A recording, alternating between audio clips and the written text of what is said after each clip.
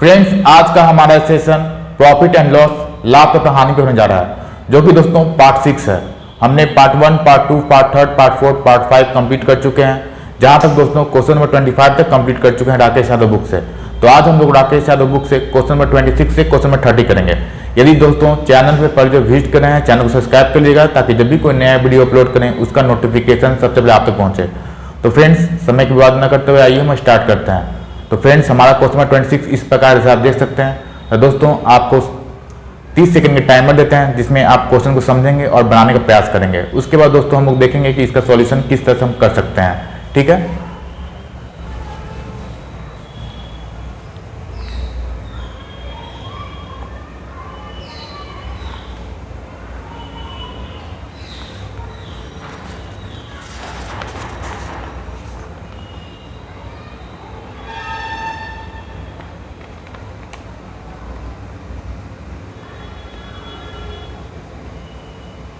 तो फ्रेंड्स समय सीमा समाप्त हुआ। तो आइए देखते हैं हमारा क्वेश्चन क्या बोल रहा है। एक व्यापारी अपने वस्तु का विक्रय मूल्य लागत मूल्य से 15% बढ़ाकर निर्धारित करता है। यदि वह वस्तु को निर्धारित मूल्य से 12% कम मूल्य पर बेचता है तो उसका प्रतिशत लाभ ज्ञात करें। ठीक है दोस्तों, तो बहुत ही आसान क्वेश्चन है फ्रेंड्स। बोल रहा है कि एक व्यापारी है जो अपने वस्तु का विक्रय मूल्य लागत मूल्य से 15% बढ़ाकर रख देता है, निर्धारित करता है। यदि वो वस्तु को निर्धारित मूल्य से 12% कम मूल्य पर बेचता है तो उसका प्रतिशत लाभ ज्ञात करें। ठीक है, कैसे इसको बनाएंगे आइए देखते हैं। सबसे पहले बोल रहा है दोस्तों कि विक्रय मूल्य लागत मूल्य से 15% बढ़ा देता है।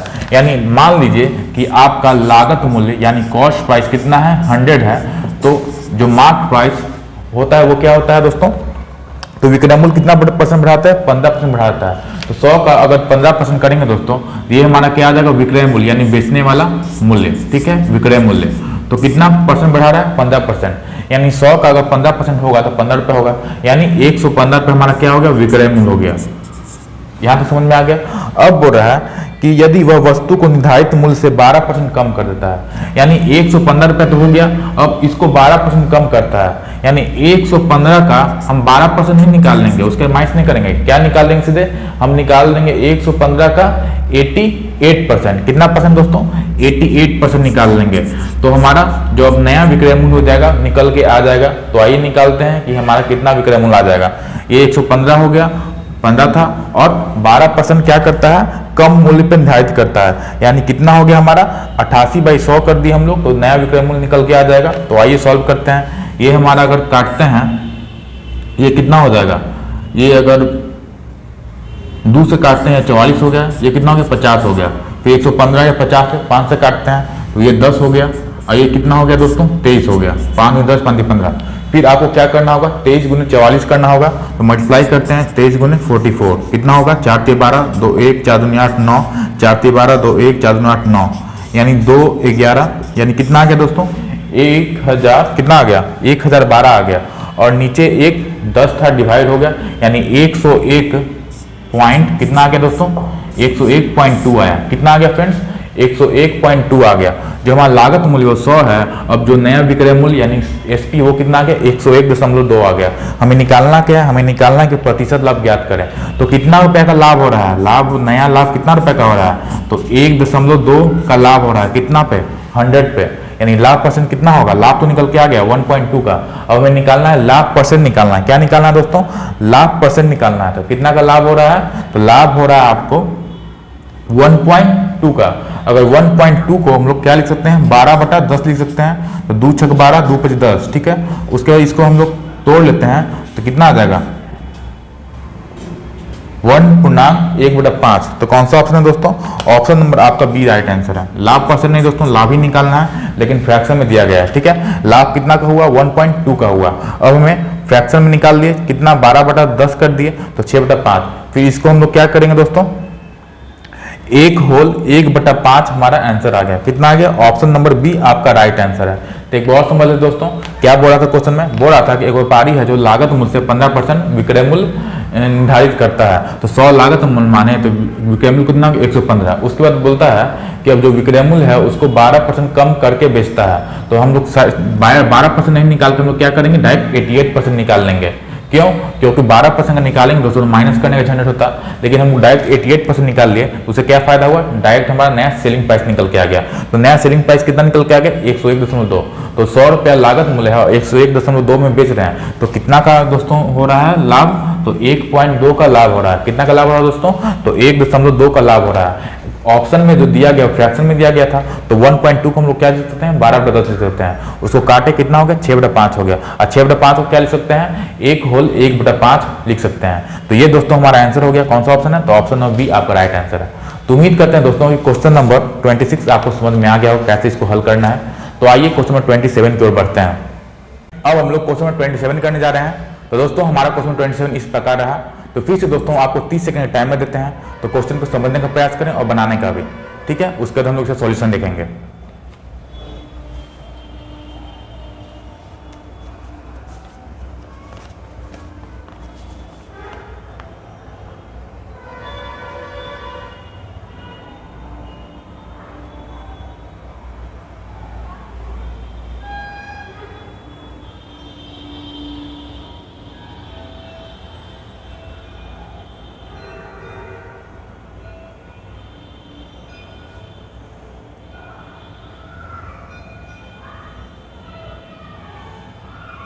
तो फ्रेंड्स समय सीमा समाप्त हुआ। दोस्तों बहुत ही आसान क्वेश्चन है। इस क्वेश्चन को बनाने में दोस्तों मात्र आपको 5 सेकंड लगेगा समय, ठीक है? कैसे इसको बनाना है फ्रेंड्स, आइए देखते हैं। सबसे पहले क्वेश्चन पढ़ लेते हैं दोस्तों। तो लिखा हुआ है क्वेश्चन में कि एक व्यक्ति एक वस्तु को 75 रुपये में बेचता है, जिसमें उसे लागत मूल्य के बराबर लाभ प्रतिशत लाभ प्राप्त होता है। तो वस्तु का लागत मूल्य ज्ञात करें। यानी दोस्तों बहुत ही आसान है। क्या दिया हुआ है? हमें दिया हुआ है कि एक व्यक्ति है जो 75 रुपये में बेचता है, यानी आपका विक्रय मूल्य यानी सेलिंग प्राइस दिया गया। कितना दिया गया दोस्तों? तो 75 रुपया दिया गया है। फिर दिया गया दोस्तों कि लागत मूल्य यानी सीपी बराबर, जो सीपी होगा वही क्या है दोस्तों? प्रॉफिट परसेंट है। यानी जो लागत मूल्य है वही क्या है? लाभ परसेंट है। इतना दिया गया दोस्तों। जो प्रॉफिट है वही किसके बराबर है दोस्तों? प्रतिशत लाभ के बराबर है। दोस्तों जब भी इस तरह का आपको कंडीशन दिखेगा तो आपको कुछ नहीं करना है। जो 75 है ना, 75 का औसत 2 भाग में तोड़िए दोस्तों, औसत 2 मल्टीपल में तोड़िए कि दोनों का डिफरेंस 10 रहना चाहिए, ठीक है? कितना रहना चाहिए? 75 जो सेलिंग प्राइस है उसको 2 भाग में तोड़ना है और दोनों का डिफरेंस कितना होता है? 10 होना चाहिए। तो 75 को कितना हम तोड़ सकते हैं? लिख सकते हैं तो 15 गुने 5। क्या लिख सकते हैं दोस्तों? 15 गुना 5 कितना होगा? 75 होगा। इतना समझ गया? देखिए जब भी आपको सेलिंग प्राइस दिया रहेगा और कंडीशन रहेगा कि जो विक्रय मूल्य है यानी लागत मूल्य है वो लाभ परसेंट के बराबर हो, तो आपको कुछ नहीं करना है। जो सेलिंग प्राइस है उसको लीजिए और 2 भागों के मल्टीपल में तोड़िए और दोनों का डिफरेंस कितना होना चाहिए? दोनों का डिफरेंस होना चाहिए 10। कितना होना चाहिए दोस्तों? 10 डिफरेंस होना चाहिए। हमेशा याद रखिएगा कितना डिफरेंस होना चाहिए? तो 10 डिफरेंस होना चाहिए, ठीक है? उसके बाद आपको क्या करना है? जो छोटा नंबर है 15 और 5 दोनों के बीच डिफरेंस है 10 का है, जो छोटा नंबर है दोस्तों उसको पिक कीजिए और क्या करना है? अब 10 से मल्टीप्लाई करिए। यही हमारा आंसर हो गया। कितना आंसर हुआ दोस्तों? 50 हमारा आंसर हो गया। 50 रुपीज। अगर परसेंटेज में पूछे कि अगर लागत मूल्य पूछे तो 50 रुपया हो गया। अगर परसेंटेज में पूछेगा कि हमारा लाभ परसेंट कितना हो गया, तो लाभ परसेंट कितना का हो गया दोस्तों? 50% का हमारा लाभ हो गया। कितना का हुआ? तो 50% का हमारा लाभ हुआ। तो ये था दोस्तों ट्रिक इस क्वेश्चन का, कैसे हम लोग इस क्वेश्चन को जल्दी से जल्दी हल कर सकते हैं। उम्मीद है दोस्तों क्वेश्चन नंबर 27 आपको समझ में आ गया होगा। इस टाइप का प्रश्न दोस्तों एसएससी सेक्शन ऑफिसर 2003 में पूछा जा चुका है और रेलवे में पूछा जा चुका है दोस्तों। एनटीपीसी, एफसीआई बहुत सारे एग्जाम में पूछा चुका है इस तरह का प्रश्न।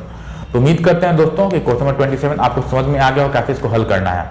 तो आइए अब हम लोग क्वेश्चन नंबर 28 की बढ़ते हैं, जो बहुत ही आसान है फ्रेंड्स हमारा क्वेश्चन नंबर 28 इस प्रकार है दोस्तों, जैसे आप देख सकते हैं। तो दोस्तों बहुत ही आसान है। क्या बोल रहा है? प्रतिशत लाभ के नजरिए से इनमें से कौन सा सौदा सर्वाधिक फायदेमंद होगा। यानी आपको निकालना है, 4 ऑप्शन दिया गया है, आपको लाभ परसेंट निकालना है और पता करना है किसका लाभ ज्यादा होगा। वो ऑब्वियसली दोस्तों जिसका लाभ परसेंट ज्यादा वो ज्यादा फायदा में होगा, ठीक है?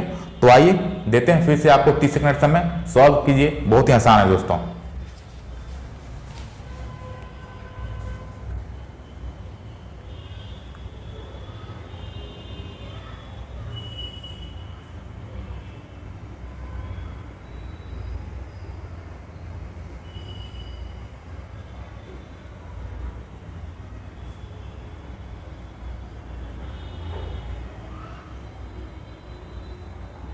तो फ्रेंड्स समय सीमा समाप्त हुआ। तो आइए देखते हैं दोस्तों कि इस क्वेश्चन को कैसे हल कर सकते हैं। क्वेश्चन नंबर 28 है हमारा। तो पहला जो ऑप्शन है वो क्या दिया गया है, लागत मूल्य कितना है 36 है और लाभ कितना का है दोस्तों 17 का है। तो हमें लाभ परसेंट जो यहाँ लिख लेते हैं। पहला क्या है दोस्तों, यहाँ हमारा सीपी लागत मूल्य दिया गया, यहाँ प्रॉफिट दिया गया। पहला कितना है, तो पहला 36 है और 17 है। अगर हम प्रॉफिट परसेंट निकाले दोस्तों तो कितना निकल के आएगा, 17 पर 36 गुना 100 कितना आएगा, 17 बटा में 36 और गुना में 100 गुना में 100 तो कितना हो गया, ये 18 हो जाएगा, ये कितना हो जाएगा 50 हो जाएगा। अब 17 पे 85 85, फिर से कर लेते हैं 9, ये सॉरी इसको रहने दीजिए 18 रहने दीजिए और इसको 50 रहने दीजिए। तो 17 पे कितना होगा 50 यानी 850 अब बटा में 18। अब इसको दशमलव में आइए, कितना आएगा हमारा 18 का 18, 18 पे 90 यानी 18 चौको कितना होता है 18 चौको 72, ठीक है 130 हो गया। अब 130 है तो 18 पे 90 18 से 26 है यानी 47 पॉइंट कुछ आ रहा है दोस्तों। कितना आ रहा है 47 पॉइंट कुछ आ रहा है, ठीक है। अब दूसरा वाला को देखिए 24 और 50 है, कितना है दोस्तों, ये 50 है, ये कितना है 24 है। तो इसको निकालते हैं 24 बटा में 50 और गुना 100, ये कितना आ जाएगा दोस्तों 48% आया। कितना आएगा दोस्तों, तो 48% आ गया। कैसे, तो 24 बटा 50 गुना 100, 50 से 100 2 बार में तो 24 दूनी 48 हो गया, 48% आ गया, दूसरा का 48 आ गया। अब जो तीसरा है दोस्तों उसका कितना आता है, आइए देखते हैं। तो तीसरा कितना है दोस्तों 40 और 19 है, 40 और 19 है फ्रेंड्स, 40 और 19 है। तो इसको भी कर लेते हैं, ये कितना हो जाएगा 19 बटा में 40 गुना 100 तो 1 0 से 1 0 फिर 2 दूनी 4 2 5 यानी 19 पचे कितना होता है दोस्तों, 19 पचे 95 तो 95 बटा में 2 यानी 47 2 चौको 8 47 पॉइंट कुछ आ रहा है। ये भी कितना आ रहा है 47 पॉइंट कुछ आ रहा है, ठीक है। और जो लास्ट है दोस्तों वो कितना है, तो 60 और 29 है। कितना है दोस्तों 60 और 29 है, यहाँ देख लेते हैं 60 और 29 है फ्रेंड्स, ठीक है। तो डी ऑप्शन आपका है 60 और 29 है। तो इसको भी कर लेते हैं, तो कितना हो जाएगा 29 बटा में 60 और गुना में 100 तो 1 0 से 1 0 कैंसिल होगा, 2 3 5 29 इंटू 5 कितना हो जाएगा 5 9 45 5 4 5 10 145 हो गया। कितना होगा दोस्तों 145 बटा 3 करेंगे तो कितना आएगा 3 चौको 12 ये 25 आ गया, ठीक है। तो कितना आएगा हमारा 3 8 24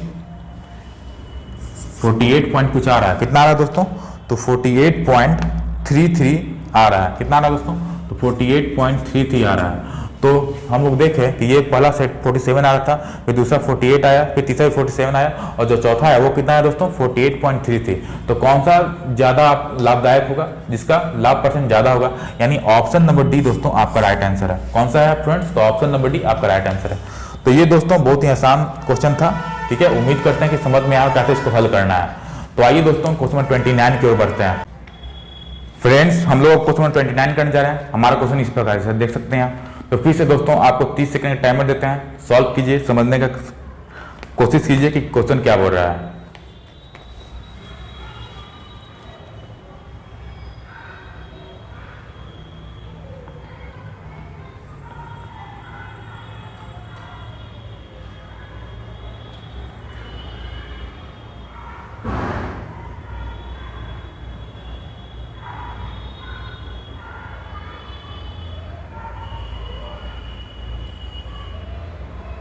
तो फ्रेंड्स समय सीमा समाप्त हुआ। तो आइए देखते हैं हमारा क्वेश्चन क्या बोल रहा है दोस्तों। एक व्यक्ति कुछ वस्तुओं को 5 वस्तु प्रति रुपए की दर से खरीदता है तथा उतना ही वस्तु फिर से 4 वस्तु प्रति रुपए की दर से खरीदता है। यानी 2 बार खरीदा है दोस्तों सेम सामान, मतलब सेम वस्तु 5 रुपये प्रति रुपए और 4 वस्तु प्रति रुपए की दर से खरीदता है। उसने दोनों वस्तुओं को मिला दिया और उसे 2 रुपए में 9 वस्तु की दर से बेच दिया। इस सौदे में उसे दोस्तों 3 रुपए की हानि हुई। तो उसको कुल कितनी वस्तुएं खरीदी थी ये हमें निकालना है। दोस्तों बहुत ही आसान है, कैसे इसको हल करेंगे आइए देखते हैं। तो सबसे पहले आपको करना कुछ नहीं है, देखिए पहला क्या दिया गया है 5 वस्तु प्रति रुपए, ये हमारा क्या है दोस्तों कॉस्ट प्राइस है और ये भी कॉस्ट प्राइस है। फिर क्या करता है उतना ही वस्तु खरीदता है 5 वस्तु प्रति रुपए की दर से और फिर 4 वस्तु प्रति रुपए की दर से, 4 वस्तु प्रति रुपए की दर से। अब दोनों वस्तुओं को मिलाकर जो वस्तु खरीदा है जितना उतना मिलाकर अब जो नया सेलिंग प्राइस है वो कितना हो रहा है, बेच कैसे रहा है, तो बेच रहा है 2 रुपये में 9 वस्तु, यानी 9 वस्तु बेच रहा है 2 रुपये में, 9 वस्तु प्रति 2 रुपये के दर से बेच रहा है। इतना का आप समझ गए दोस्तों। अब आपको क्या करना है दोस्तों, 5, 4, 9 का आप एलसीएम लीजिए। क्या कीजिए दोस्तों, 5, 4, 9 का एलसीएम लीजिए तो कितना हो जाएगा, 180 हो जाएगा। ठीक है, यानी अब इसको वस्तु का जो संख्या है दोस्तों वो सेम करना है। ये 5 वस्तु प्रति रुपए की दर से बेच रहा है, खरीद रहा है, और 4 वस्तु प्रति रुपए की दर से खरीद रहा है। ठीक है, ये रुपए है। अब क्या करना दोस्तों, 5, 4, 9 का एलसीएम लीजिए, कितना होगा, 180 होगा। अब 180 बनाना है आपको 5, 4 और 9 को। कैसे हम लोग बनाएंगे, तो देखिए 180 यानी 36 से मल्टीप्लाई होगा, 36 से, तो इधर भी 36 मल्टीप्लाई होगा। ठीक है, 36 पर कितना होता है, 180 होता है, यानी 180 वस्तु, यानी 180 वस्तु कितना में खरीद रहा है, तो 36 रुपये में खरीद रहा है। कितना रुपये में खरीद रहा है दोस्तों, तो ये कितना रुपये था, 5 वस्तु प्रति रुपये कितना हो गया, 36 रुपया हो गया, यानी 180 वस्तु कितना में खरीद रहा है, 36 रुपये में खरीद रहा है। अब फिर से दोस्तों 4 है तो इसको भी 80 बनाना है, 180 बनाना है, तो किससे मल्टीप्लाई करेंगे हम लोग, तो किससे मल्टीप्लाई करेंगे, तो 180 बटा 4 करते हैं तो कितना आएगा, 180 अब बटा में 4, 4 × 16 420, यानी 45 से मल्टीप्लाई करेंगे तब तो आएगा, यानी 45 से मल्टीप्लाई किए तो ये भी 180 बन गया। अब इधर भी 45 से मल्टीप्लाई होगा तो गुना 45, यानी फिर से 180 वस्तु खरीद रहा है दोस्तों, सेम 180 वस्तु वो कितना रुपये में, तो 45 रुपये में खरीद रहा है, यानी 45। अब ये तो टोटल सीपी है दोस्तों, कितना है दोस्तों, टोटल सीपी है। टोटल सीपी कितना हो जाएगा, तो 36 + 45 कितना हो जाएगा फ्रेंड्स, तो 6, 5, 11, 1 यानी 81 हो जाएगा। कितना रुपया होगा, 81 रुपया। ये हमारा क्या है दोस्तों, तो कॉस्ट प्राइस यानी लागत मूल्य है। और टोटल है कितना वस्तु, तो टोटल वस्तु हमारा 360 वस्तु है। कितना वस्तु है दोस्तों, टोटल 180 यानी 360 वस्तु। अब इतना ही वस्तु को दोस्तों, अब जो सेलिंग प्राइस है 9 वस्तु प्रति 2 रुपया, 9 वस्तु प्रति रुपया के हिसाब से बेच रहा है। क्या कर रहा है, 9 वस्तु प्रति 2 रुपये के हिसाब से बेच रहा है। और है कितना वस्तु, 360 है, तो 360 बनाने के लिए क्या करना होगा, हमें 40 से मल्टीप्लाई करना होगा। तो 40 से यहाँ मल्टीप्लाई किया, यहाँ भी 40 से मल्टीप्लाई करेंगे, यानी 360 वस्तु कितना रुपये में बेच रहा है, तो 80 रुपये में बेच रहा है। कितना रुपये में बेच रहा है दोस्तों, तो 80 रुपये में बेच रहा है। और खरीद कितना रुपये में रहा था, तो 360 वस्तु 81 रुपये में खरीद रहा था, और बेच रहा है कितना में, 80 रुपये में बेच रहा है। तो लाभ हो रहा है, हानि हो रहा है, यानी हानि हो रहा है, कितना का हानि हो रहा है, तो 1 रुपये का हानि हो रहा है। कितना का हानि हो रहा है दोस्तों, 1 यूनिट का हानि हो रहा है। और यहाँ सवाल में कितना का दिया हुआ है, 3 रुपया का। यहाँ देख रहे हैं हम लोग कि 80 सीपी आ गया, 80 और एसपी कितना आ गया दोस्तों, सीपी कितना आया, सीपी हमारा 81 था ना, सीपी हमारा 81 था, तो 81 लिख दीजिए। और सेलिंग प्राइस कितना हो गया, 80 यूनिट हो गया। ठीक है, कितना है दोस्तों, 80 यूनिट है। ये तो हम लोग माने हैं ना कि टोटल कितना थी वस्तु सब समान कर दिए, 180 इतना ही वस्तु जोड़ दिए, 360 आ गया हमारा। और उतना ही वस्तु को क्या कर रहा है, बेच रहा है, यानी 360 वस्तु को बेच रहा है, यानी 80 रुपये में बेच रहा है। और खरीदा कितना में था, 81 रुपये में, यानी जो सीपी है वो कितना आ गया, 81 आ गया, और सेलिंग प्राइस कितना आ गया, 80 हो गया। अब हम लोग देख रहे हैं कि हानि हो रहा है 1 यूनिट का। कितना की हानि हो रहा है, 1 यूनिट का, लेकिन सवाल में कितना दिया हुआ है, 3 रुपया का सवाल में दिया हुआ है। तो 1 यूनिट बराबर 3 रुपया हो गया। हमें निकालना क्या है, हमें निकालना है कि वस्तु में कितना में खरीदी थी, यानी लागत मूल्य निकालना है, कॉस्ट प्राइस निकालना है। तो 1 यूनिट बराबर 3 रुपया हो गया, तो 81 यूनिट बराबर कितना हो जाएगा, 81 × 3, यानी 81 × 3 करते हैं तो कितना आ जाएगा हमारा, 3 2 से 40 रुपया आ जाएगा, यानी 243 रुपया दोस्तों इस क्वेश्चन का आंसर है। कितना रहा दोस्तों, तो 243 रुपया इस क्वेश्चन का आंसर रहा। तो कौन सा ऑप्शन है, तो ऑप्शन में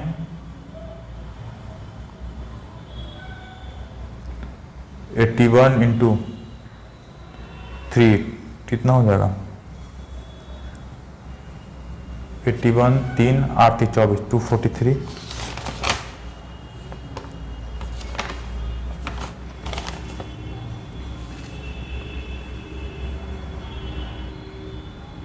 ₹2 में यहाँ तो सही है, 81 हो गया, 81 80, तो 1 यूनिट बराबर कितना हो गया, 3 रुपया। उसके बाद 81 × 3 यानी कितना हो जाएगा, 243 रुपया हो जाएगा। तो फ्रेंड्स आंसर कितना आएगा हमारा,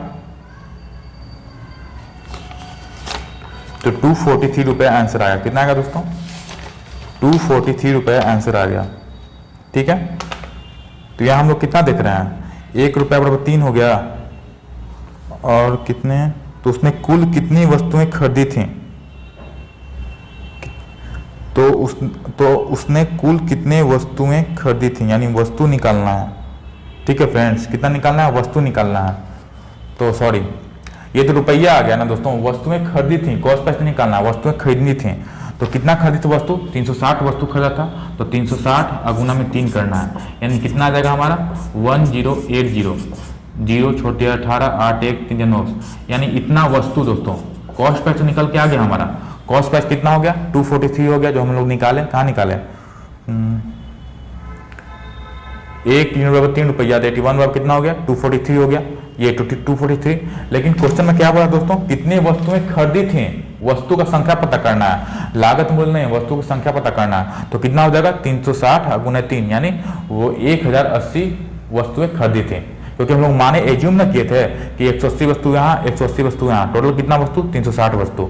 तो 360 वस्तु तो एज्यूम किए थे, तो 1 यूनिट बराबर कितना हो गया, 3 आ गया। बस आपको क्या करना था, 3 यूनिट आ गया, 1 यूनिट बराबर हमें निकालना है 360 यूनिट का वैल्यू। तो 360 गुना 3 कर दिए, तो कितना आ गया हमारा 1080 वस्तुएं निकल के आ गया।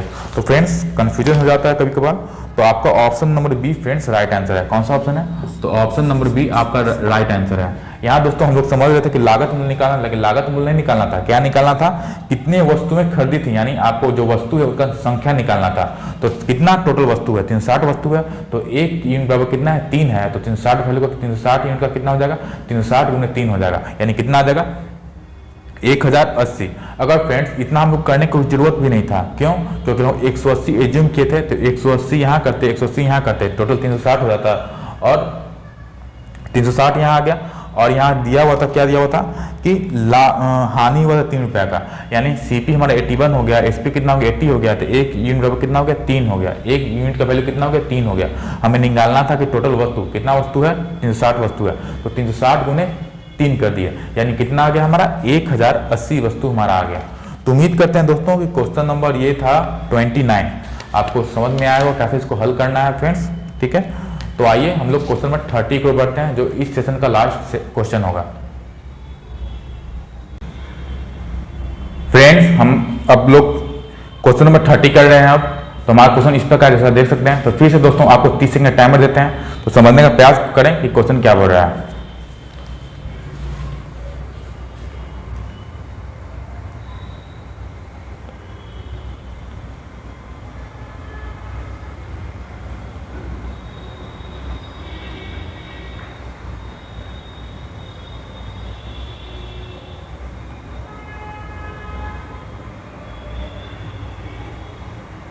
तो फ्रेंड्स समय सीमा समाप्त हुआ, तो आइए देखते हैं हमारा क्वेश्चन क्या बोल रहा है। बोल रहा क्वेश्चन दोस्तों कि मैंने 120 अभ्यास पुस्तिकाओं को 3 रुपये प्रति पुस्तक की दर से खरीदा, यानी 120 पुस्तकें खरीदा, और हर पुस्तक का दाम कितना रुपया है दोस्तों, तो 3 रुपये हर पुस्तक का दाम है, तथा उसमें से 1/3 भाग पुस्तिकाओं को 4 रुपये प्रति पुस्तक की दर से बेच दिया, 1/2 भाग पुस्तिकाओं को 5 रुपये प्रति पुस्तक की दर से बेच दिया, और बची हुई जो पुस्तक थी उसको मैंने लागत मूल्य, यानी लागत मूल्य कितना है 3 रुपये प्रति पुस्तक की दर से बेच दिया। तो मेरा प्रतिशत लाभ ज्ञात करें। ठीक है, ये क्वेश्चन एसएससी सीपीओ 2004 में पूछा चुका है। बहुत ही आसान है दोस्तों, कैसे इसको हल करेंगे आइए देखते हैं। सबसे पहले दोस्तों सीपी कितना दिया हुआ है, सीपी निकाल लेते हैं। तो टोटल पुस्तक कितना है, 120 टोटल पुस्तक है, और हर पुस्तक को हम लोग 3 रुपया प्रति दाम से खरीदा है, यानी टोटल कितना रुपया हो जाएगा, तो 360 रुपया हो जाएगा। अब अकॉर्डिंग टू क्वेश्चन में क्या बोल रहा है, और से हम लोग करते जाएंगे, सेलिंग प्राइस निकालते जाएंगे। अब बोल रहा है कि पुस्तक का 1/3 भाग, यानी 120 का 1/3 करेंगे तो कितना आएगा 40 आएगा। अब 1/3 किए किसका, 120 का कितना आ रहा है 40 आ रहा है, यानी 40 जो पुस्तक है दोस्तों उसको हम लोग बेच रहे हैं, कितना बेच रहे हैं दोस्तों, तो 5 रुपये प्रति पुस्तक की दर से हम लोग बेच रहे हैं। कितना बेच रहे हैं दोस्तों, तो 5 रुपये प्रति पुस्तक की दर से, सॉरी 4 रुपये प्रति पुस्तक की दर से बेच दिया। तो 40 में 4 यानी कितना हो जाएगा 360 हो जाएगा। कितना होगा दोस्तों 160 हो गया। कितना हो गया 40 में 4 160 हो गया। उसके बाद प्लस करते जाएंगे। उसके बाद 1/2 भाग, यानी 120 का 1/2 भाग कितना होगा 60 होगा। अब 60 पुस्तक को दोस्तों 5 रुपये प्रति पुस्तक की दर से बेच रहा है, यानी कितना हो जाएगा दोस्तों, तो 300 हो जाएगा। 300, यानी 40 पुस्तक हो गया, 60 पुस्तक हो गया, टोटल कितना पुस्तक है? 120 पुस्तक है। ठीक है, तो अब कितना पुस्तक बच गया? 20 पुस्तक। और 20 पुस्तक को दोस्तों जो लागत मूल्य है उसके बराबर बेच रहा है। लागत मूल्य कैसे है? तो 3 रुपये प्रति पुस्तक है, यानी इंटू 3 कर देंगे, 3 तो कितना हो गया? 60 रुपया हो गया। अगर जोड़े दोस्तों टोटल को, ये हमारा टोटल कितना आ जाएगा? टोटल हमारा विक्रय मूल्य यानी जो बेच रहे हैं उसका हिसाब आ जाएगा। तो 300, 301 400 और 400 और 120 कितना हो जाएगा? 520, यानी हमारा जो विक्रय मूल्य यानी सेलिंग प्राइस कितना आ गया? 520 रुपया आ गया। और लागत मूल्य कितना है दोस्तों? 120 पुस्तक था और हर पुस्तक का दाम कितना रुपया था? 3 रुपया था, तो 360 रुपया आ गया।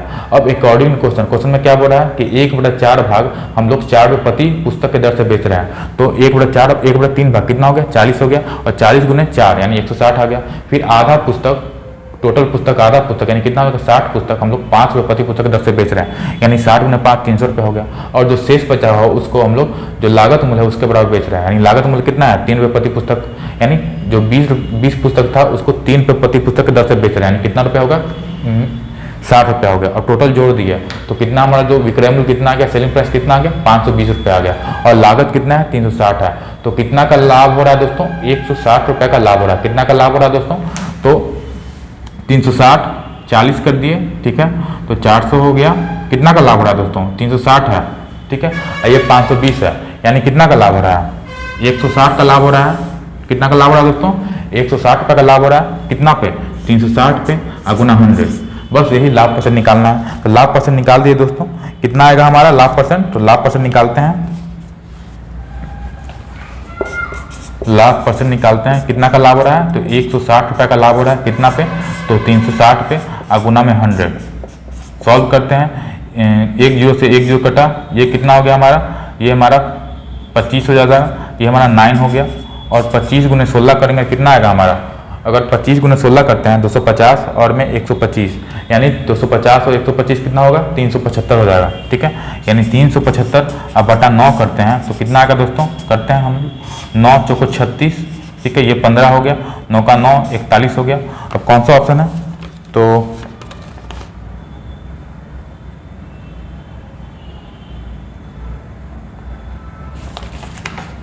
जीरो से जीरो कैंसिल आउट हुआ, 4 9 36, ये 25 बार में, ठीक है, और ये 16 गुने 25 अगर करेंगे तो कितना आएगा दोस्तों? 25 250 और 250 16 गुने 25 करते हैं तो कितना आएगा? 25 गुने 10 किए तो 250 आ गया। और 25 तक कितना होता है? 150 होता है, यानी 0 0 2 3 400 बटा 9 आ रहा है। कितना आ रहा है दोस्तों? 400 बटा 9 आ रहा है, 400 बटा 9। तो हम लोग जानते हैं कि 100/9 कितना होता है हमारा? तो 11 होल 1/9%। तो 400/9 कितना होगा? 44 होल 4/9%, यानी 44 होल 4/9% हमारा दोस्तों आंसर है। कितना है दोस्तों? तो 44 होल 4/9% हमारा आंसर है। तो कौन सा ऑप्शन है? तो ऑप्शन नंबर आपका बी राइट आंसर है। ऑप्शन नंबर बी आपका राइट आंसर है। तो एक और देख लेते हैं दोस्तों हमने क्या किया इस क्वेश्चन में। सबसे पहले दिया गया था कि जो किताब है हमारा 120 पुस्तक है जिसको 3 रुपये प्रति पुस्तक की दर से हम लोग खरीद रहे हैं, तो 360 रुपये पड़ा। अब बेचना है तो हम लोग क्या किए? 1/3 भाग हमने पुस्तक का हमने 4 रुपये प्रति पुस्तक की दर से बेच दिया। तो 1/3 भाग 120 का कितना होगा? 40 होगा, 40 में 40 60। उसके बाद पुस्तक का आधा भाग यानी कितना? 60 पुस्तक को 5 रुपये प्रति पुस्तक की दर से बेच दिया, 300 हो गया। और जो बचा 20 पुस्तक उसको क्रय मूल्य यानी 3 रुपये प्रति पुस्तक की दर से बेच दिया, यानी 60 रुपये आ गया। टोटल कितना आ गया? 520 आ गया। लागत मूल्य 360 है और जो बेच रहे हैं 520 रुपया।